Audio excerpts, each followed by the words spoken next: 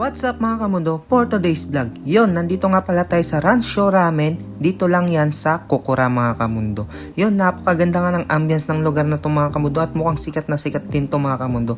At ito na nga ang ating in-order mga kamundo. Itong number 1 nila mga kamundo, ang Yakusen Ramen mga kamundo. Napakaganda niyan mga kamundo at napakasarap niyan mga kamundo.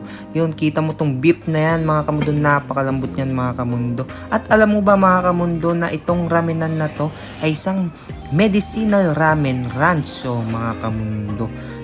Talagang good for body to mga kamundo. At ayon sa akin nabasa, since ancient times mga kamundo, itong food na to ay ginawa nilang best medicine. Isang medisina na ramen mga kamundo.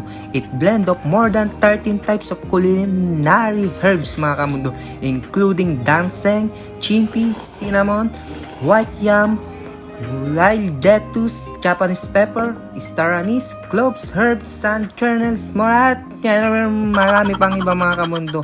I-search nyo lang mga kamundo, kaya naman talagang sulit na sulit to para sa iyong body mga kamundo.